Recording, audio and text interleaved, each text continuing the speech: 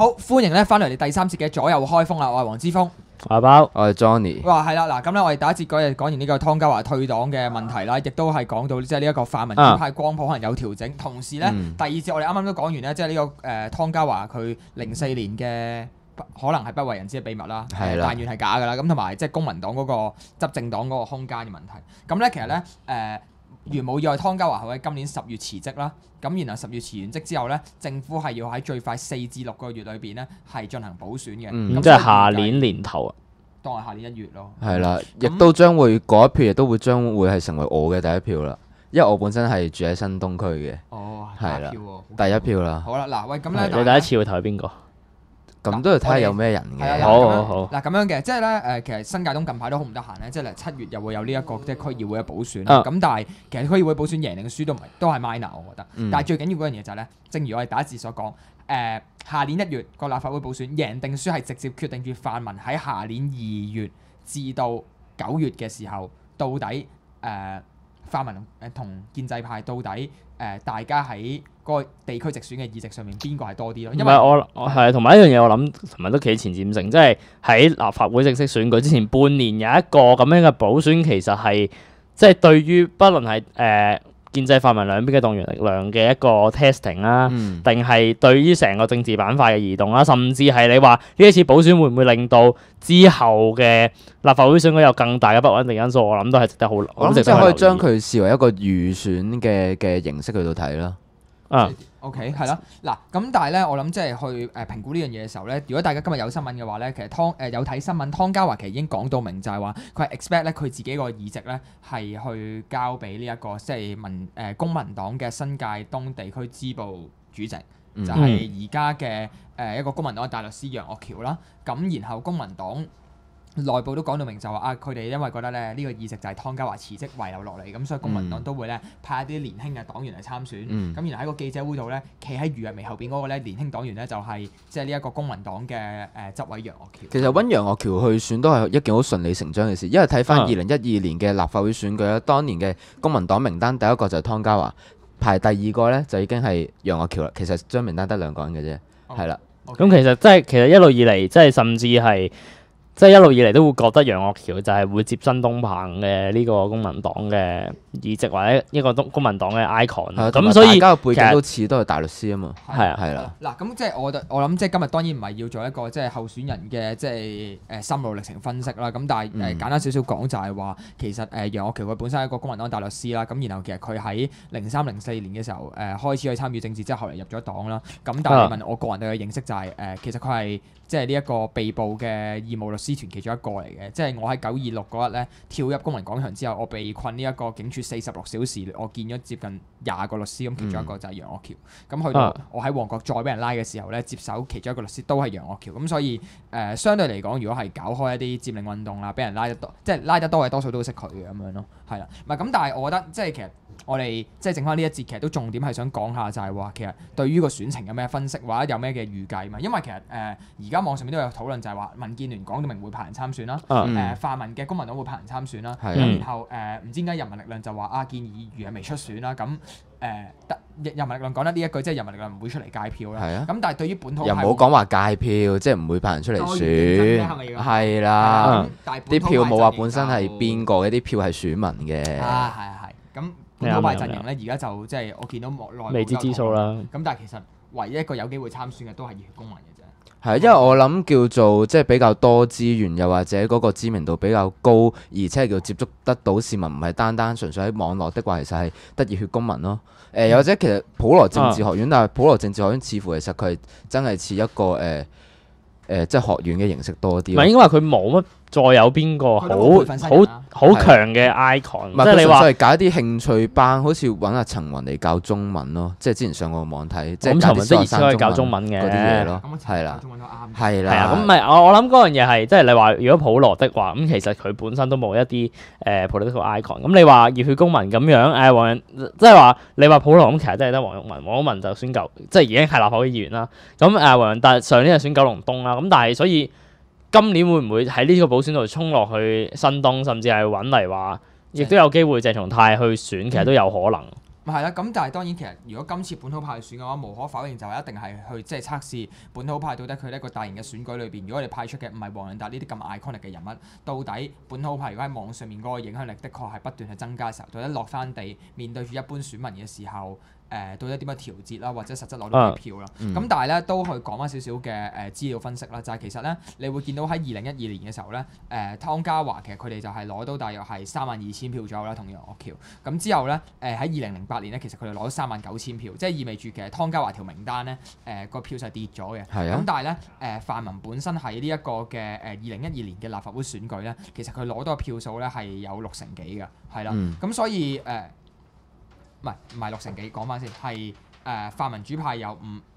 5成半到啦。其實而家都一路所講嗰個6-4黃金比例係跌到去即係55%到45%。係，而且再加埋建制派佢嗰啲掌心雷嘅配票工作做得咁好嘅時候，嗰、個佢泛民所得嘅選票係完全唔能夠反映喺佢所得到嘅議席上面。唔係，其實你見到即係成日都話其實今次泛民，即係我哋啱啱都話呢個17-17湯家驊辭咗職之後，即係你見到其實泛民喺地區直選度一路以為係有優勢嘅，都其實贏一席咁多。咁你固然係一啲配票啦，固然係掌心雷啦，固然係中票啦。咁但係你見到其實個優勢真係唔多咯。係啦，嗱咁但係咧都講翻少少實際嘅數字，就係其實咧新界東係民主派即係個比例同建制派咧拉得最闊嘅一個區啦，因為即係泛民有6席，建制有3席，而個比例就係泛民有57% 嘅票啦，咁然後建制派有37%嘅票數，咁咧但係我會覺得即係我哋頭先講少少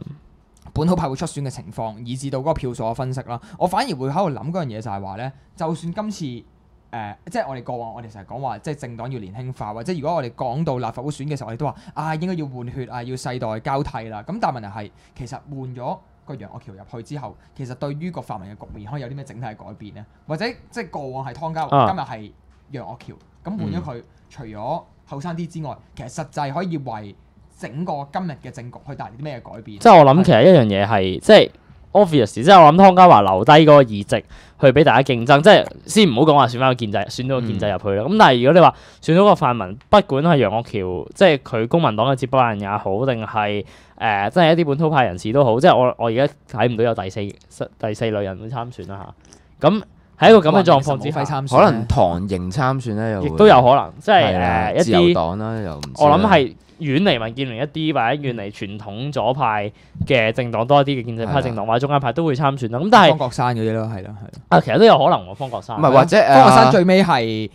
新界東有9個議席，佢最後係排第10噶嘛個票數。係啦，或者阿曹雲威啊，即係我用念力死你嗰個咧，其實佢當年04年都試過參選，係選新界東嘅添。係啦，選新界東嘅。唔係咁，我諗即係其實嗰個位就係話，即係如果我先講泛民光譜以內咧，其實你話不論佢會唔會楊岳橋，定係換so call 熱血入去，咁其實成件事會係即係你會見到嗰個一嚟年青咗一定㗎啦。咁但係第二樣嘢就係話佢個路線一定唔係湯家驊嗰種溫和路線。我諗即係你知道楊岳橋佢係咁參與一啲佔中，即係唔係佔中，即係佔領運動嘅時候嘅被捕支援，即係其實佢即係你見到佢當然未必可能係佢做嘅嘢係直接咁衝突性啦，但係佢會好認同呢一類型嘅主張，或者甚至係會協助到唔同嘅街頭運動，以至係議會抗爭嘅路線。我諗佢都會參與到。但係我嘅諗法就係其實當一個泛民政黨叫揾咗一個後生嘅人嚟接班嘅時候，因為佢基於受到黨嗰限制，叫做被捆綁住也好，遵守黨紀也好。佢嗰個路線，我諗都唔會話同老一輩話有十分之大嘅分歧咯。即係我諗，除咗叫民主黨叫區諾軒叫直接去挑機去選民主黨主席位有咁大競爭時，你見得到楊岳橋其實喺我諗黨內嗰個位置啦，佢除咗叫做被捕支援，其實成個公民黨咁多律師，我好多律師都有去做被捕支援啦。即係陳淑莊亦都有去做被捕支援嘅時候，其實我見唔得到。佢嗰個路線會點樣有啲咩大分別？反而湯家驊咯。咁好難好唔過湯家驊嘅。咁有道理。唔係即係話堅定過湯家驊咯，可以咁講咯。但係如果你話真係要個議會有一番新氣象，我諗可能真係要由一個本土派人士去當選，先至會腳有個新嘅氣象咯。你 expect 如果本土派入咗去之後會啲咩改變啊？好老實講。唔係我諗我 expect 嘅嘢唔單單只係叫純粹係。想本土派入去定係點？我係想直頭係即係如果都係賣個廣告啦，睇翻個篇文啦，叫做喺 Dash 嗰度都有得睇啦。講翻篇文就係啦，要要賣廣告噶嘛，就係係希望新一代攞住民主旗號嘅新生代，你入到去真係做真正嘅議會抗爭咯，而唔係純粹話我全票入晒去公務小組咁就算咯。你入到公務小組，原來你有放生嗰啲，你都係放生嘅，你唔會真係要全面拉布嘅，即係成日講話好驚拉布會拖垮民生嘅時候，因為但係政府一啲有害民生嘅議案就係啦，但係其實呢個都係一個好，即係我哋批評溫和泛民或者批評泛民嘅時候，其實都係呢一個，即係喺議會入邊去為一啲不利民生或者不利香港人嘅政策把關嘅一個問題咯。唔係就係，但係其實政府佢自己有後路噶嘛，有一啲叫臨時撥款嘅草案啊，或者條例係可以令到一啲福利運作或者基本嘅醫療啊、教育係可以得以維持基本嘅運作，但係政府唔去做，就係政府嘅責任咯。但係你自己泛民唔去拉布係泛民嘅責任啊嘛。唔係，但係我想提一樣嘢喎，即係你話 expect 即係雨傘新生代也好，本土派也好嘅議員入到去，即係我諗。我當2、3月當選，其實9月咧就已經係立法會選舉啦。即係其實喺半年入邊，即係半年都已經可以做到好多抗爭啦。財政預算多過人拉布咯，實唔係咁，但係實際上嚟講，我會話佢係咪有即係財政預算案拉布，其實而家都有人拉緊啦。但係點解我哋其實講個全面拉布，或者講緊喺啲細微嘅議題上面去做嗰個抗爭嘛？但係如果一個議員，即係尤其是新生代本土派入到去，佢本身已經唔係有太大量嘅群眾支持，可能係喺一個 so-called 泛民光譜同一個建制光譜1打1嘅情況之下，先會灌晒一票落去選到入去嘅情況之下，佢去做一啲咁嘅拉布行為，佢去做一啲抗爭行為，同時如果佢 build up 唔到佢自己嘅 personality， 佢 build up 唔到佢自己嘅政治定位的話咧，其實佢好可能咧喺9月就會輸翻。咁我覺得呢個係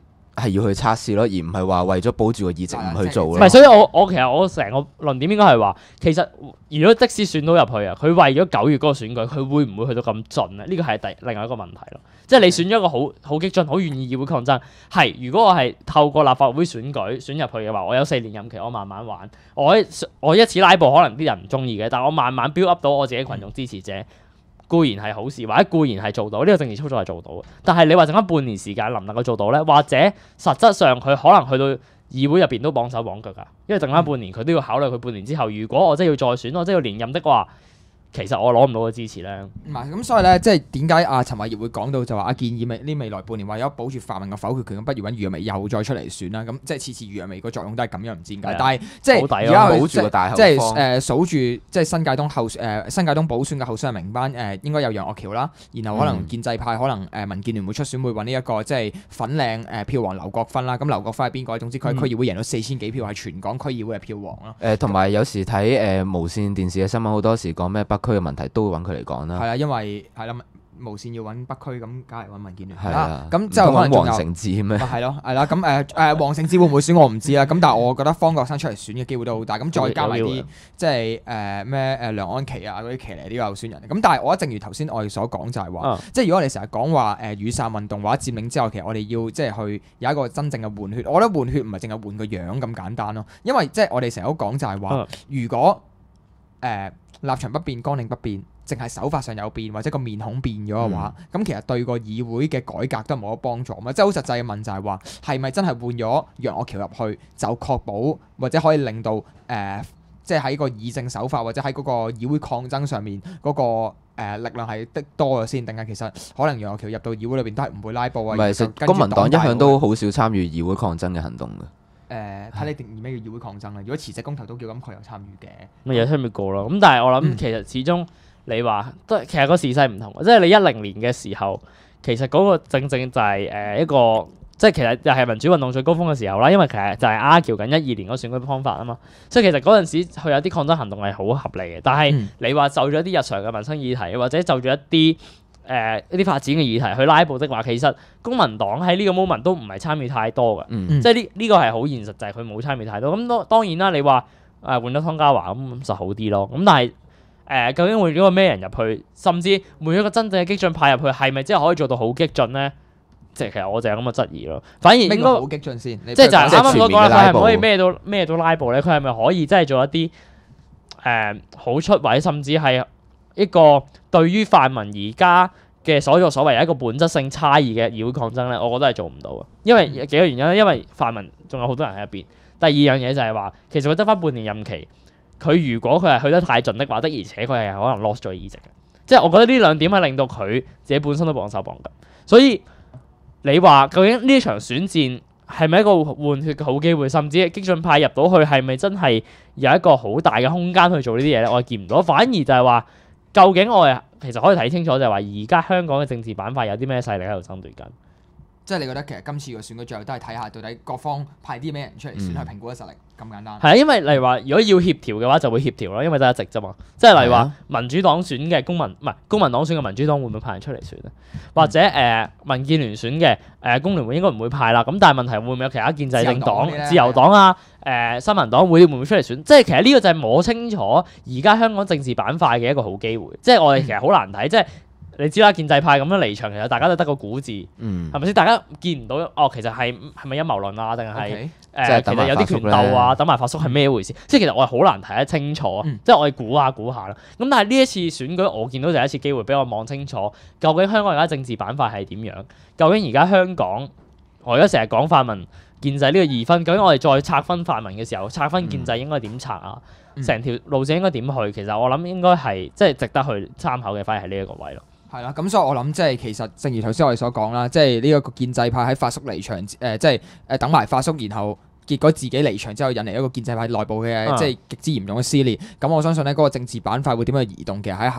下年1月嘅選舉咧，即係將會率先披露啦。咁同時地就係話，到底我哋成日講話要世代更替，或者要揾年輕人去接棒啊，議會又有新氣象。咁其實係咪換咗個年輕啲嘅面孔就會有新氣象咧？咁我諗即係今集左右開封嘅時間都差唔多啦。咁我哋下集繼續同大家左右開封，拜拜。拜拜。